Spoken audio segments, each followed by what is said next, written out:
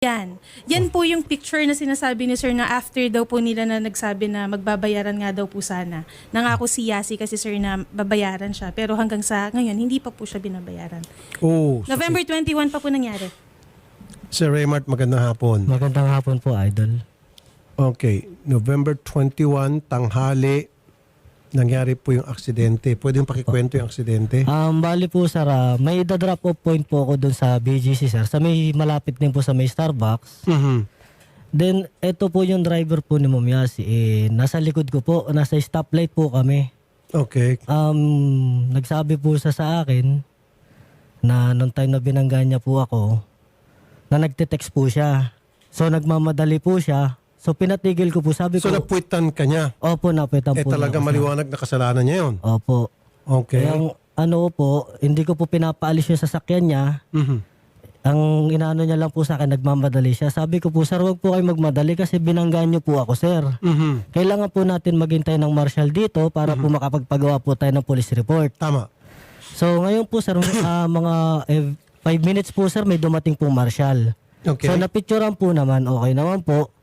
Then pinapunta po kami sa gilid nung marshal po para mag-usap po. Okay. Kung ano daw po ang usapan po namin dalawa. Okay. Ngayon po, tumatawag po yung si Ma'am Yasi po yata sa driver po niya at pinapupunta po ako doon.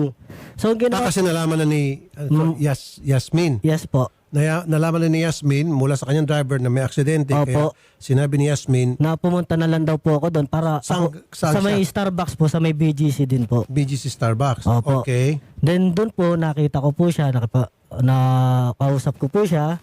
Ang sinabi niya po, kausapin mo tong driver ko, then lahat ng pwede nating pagawa natin. At Okay. i-handle ko po. So, Yun ang sinabi niya po. opo, yun po sila. At i-deduct daw po yung pangyayaring aksidente po yun dun sa driver. So ngayon po, sir, 11 days na po akong naghihintay, sir, ng po nila, response, sir. Halos lahat po tinawagan ko na po, sir, sila. Yung driver po nagte-text lang tapos wala na rin po agad. May number ka ni Yasi? Wala po, sir. Bali po, ang meron po ako, yun sa driver po. Kasi po, sabi po ni Ma'am Yasi, kunin mo na lang yung contact number ng driver ko. Then anytime, para malaman ko kung ano mapapag-usapan nyo. Pero nangako siya na siya magbabayad, Opo. tapos ikakaltas na lang niya sa sweldo ng kanyang driver Yes po. yung ibibigay niyang pera, yung, Opo. yung abunuhan niya muna. Opo. Okay. So- Pero hindi nagpakita. Hindi po, sir. So, po, sir, di natapos na po. Wala po kaming argumentuhan na kasulatan po kasi nagmamadali daw po sila. So, hinayaan ko po. Nagtiwala naman po ako na sabi nila na ipapagawa po. Pumunta po ako sa Mitsubishi North EDSA po sa may kasa. Nagpapa-estimate po ako. Humihingi po ng Mitsubishi po sa akin ng estimate na 2.5. Ngayon po, tinatawagan ko po sila. Okay. Wala po, nagre-ring lang po yung cellphone. Nagte-text po ako na nagte-text sa kanila. Sila pong sila, yung driver? po. Okay. Para po masabi kay Ma'am Yasi na ito po yung unang gagastusin. Pero hindi niyo nakuha yung number ni Ma'am Yasi po. Yasmin. Hindi po, Hindi po, sir. Pero siya nakuha niya number niyo. Opo. Si Yasmin may number niyo. Yasi po. Yasi po. Yasi. Yasmin nakalagay dyan. Yasi po. Yasi. Opo. Okay. So, ibinigay mo yung number mo kay Yasi. Kay po, doon po sa driver, kinuha po niya, tapos kinuha ko rin po yung number ng driver po. Okay.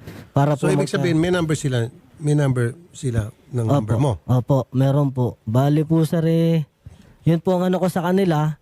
Tatawag lang po sila, tatawag po ako sa kanila, nakakailang miss call po ako sa araw-araw para magawa nga po ito kasi po 11 days na po akong di nakakabiyahe, sir, dahil po sa nangyaring Okay. aksidente. Odette, pwedeng pakita natin yung Director, wag na, Iyan po. pwede mo pa sabihin na wag bilisan? Baka sige pwedeng i-freeze yung i-freeze yung mga picture para makita natin kung talagang sasakyan yun ni Yasi. Yan po. Yung kaninang banggaan, baka pwede. Yan, Yeah. stop. Okay. Yan yun. So, yun yung jeep. Anong klase sasakyan po yun? Anong SUV sasakyan? Jeep. SUV, po, sir? Jeep. Cherokee ata yun. Jeep Cherokee. SUV. Yeah. Cherokee yan.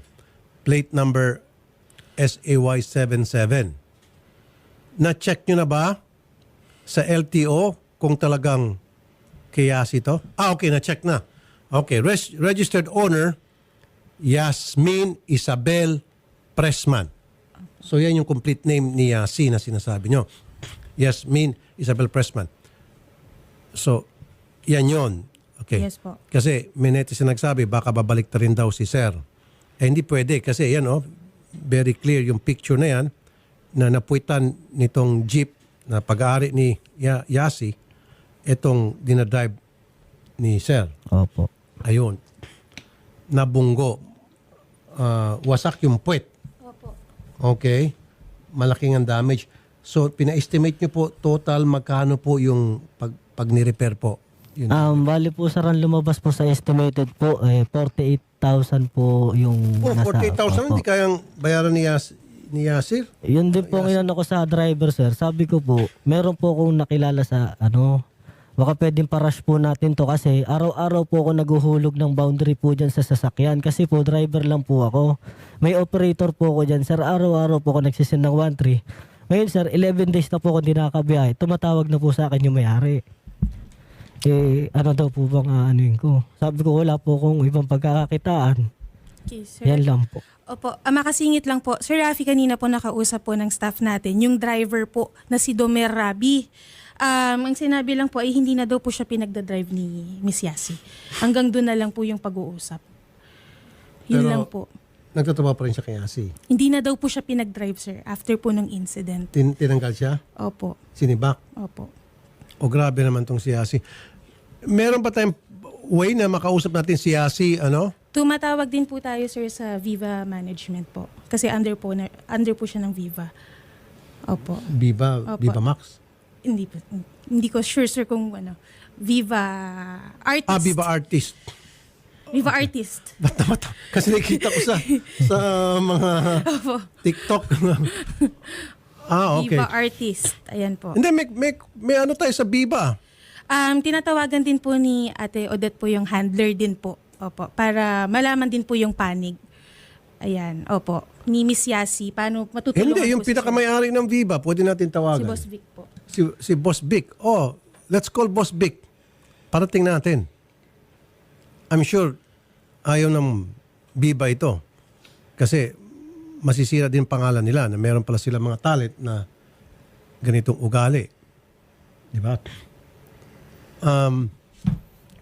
Sir, Opo. ang tanong ko, yung kotse na dinadrive mo, wala siguro itong comprehensive, Comprehensive po. Wala po. Ang ibig sabihin ng comprehensive, meron siyang tinatawag na own and damage.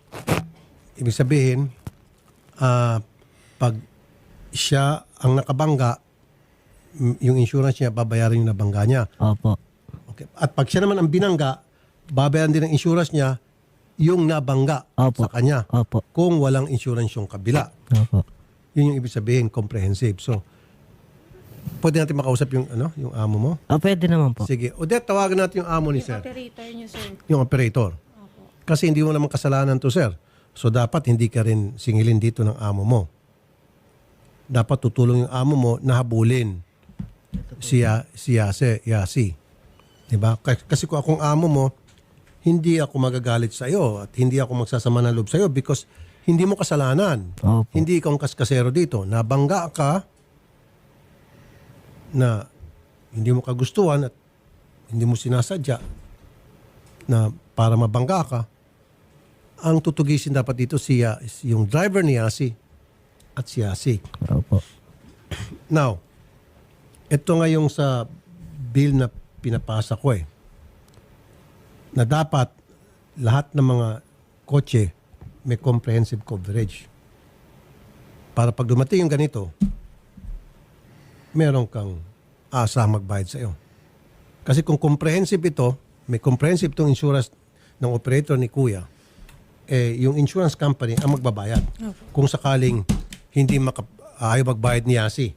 And then yung insurance company ni Kuya, ng operator ni Kuya, ang siyang hahabol na dito sa insurance ng sasakyan ni Yasi. Opo. Ang palagay ko, baka walang insurance itong sasakyan ni Yasi. Kasi kung may insurance itong sasakyan ni Yasi, may ipag-usap siya dito. And then sasabihin niya, sige, insurance na lang bahala sa inyo. Di ba? Opo. So it shows na walang insurance itong sasakyan ni Yasi. Hindi pa tayo makatawag sa Viva, Odette? Si Boss Vic?